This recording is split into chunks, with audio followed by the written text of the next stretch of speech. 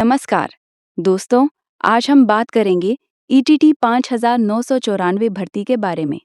जैसा कि आप सभी जानते हैं, ईटीटी 5994 भर्ती की तीसरी लिस्ट 17 अप्रैल को जारी हो चुकी है।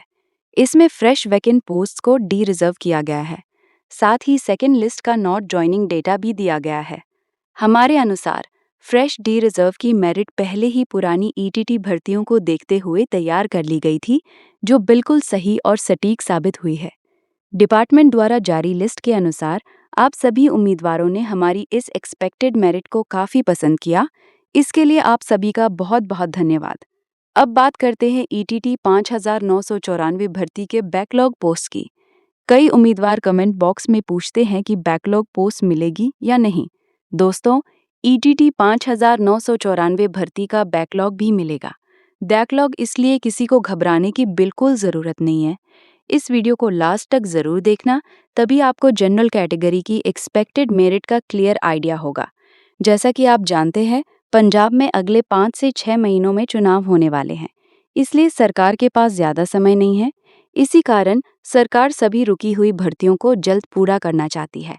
आप देख ही रहे हैं कि ईटीटी 2364 भर्ती की भी तीसरी लिस्ट के बाद स्टेशन चॉइस हो चुकी है और जल्द ही ज्वाइनिंग दी जाएगी।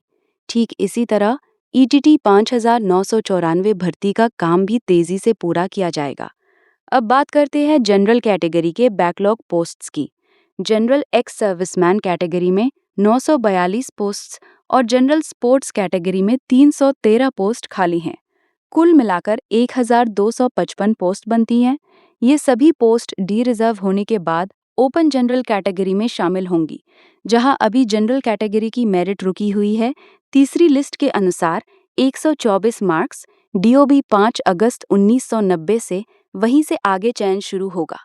इन 1255 ओपन पोस्ट्स में वे सभी उम्मीदवार शामिल होंगे जो अभी तक किसी भी कैटेगरी में ज्वाइन नहीं हुए हैं, जैसे कि बीसी कैटेगरी का अंतिम चयनित उम्मीदवार 124 मार्क्स, डीओबी 17 नवंबर 1999, एससीआरओ कैटेगरी 120 मार्क्स, डीओबी 15 सितंबर 1994, ईडब्ल्यूएस कैटेगरी 120 मार्क्स, डीओबी 4 दिसंबर 1990। इन सभी के बाद अलग अलग कैटेगरी के उम्मीदवार एक साथ ओपन कैटेगरी की इन 1255 पोस्ट्स के लिए कंसिडर किए जाएंगे। अब अगर हम रैंक के हिसाब से देखें, पहली लिस्ट में जनरल कैटेगरी 132 मार्क्स तक 1170 पोस्ट थी, ईडब्ल्यूएस 120 मार्क्स तक 300 पोस्ट थी, बीसी 126 मार्क्स तक 300 पोस्ट थी, एससीआरओ 122 मार्क्स तक 300 पोस्ट थी, एससीएमबी 100 मार्क्स तक 300 पोस्ट थी। इसके बाद सेकंड लिस्ट में 157 नॉट ज्वाइनिंग पोस्ट्स आई थीं। तीसरी लिस्ट में 480 fresh de reserve plus 20 not joining posts आई थीं। अगर 118 मार्क्स तक लगभग 4183 रैंक के उम्मीदवारों को देखें, तो अब तक लगभग 2750 उम्मीदवार चयनित हो चुके हैं।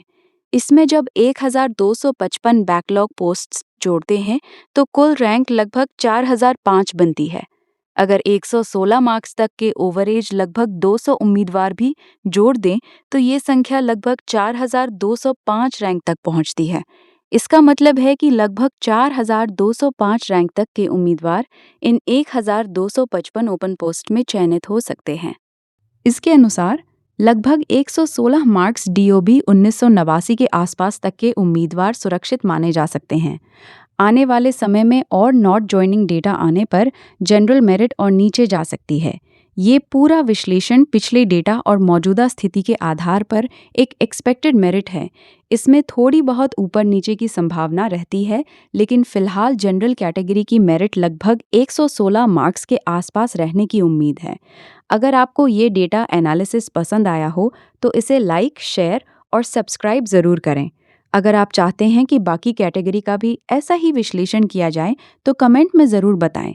अगर आपको ये वीडियो इन्फॉर्मेटिव लगी हो तो एजुकेशन डिपार्टमेंट और अपकमिंग जॉब्स की लेटेस्ट अपडेट्स के लिए हमारे दिए गए व्हाट्सएप चैनल को ज़रूर फॉलो करें। धन्यवाद।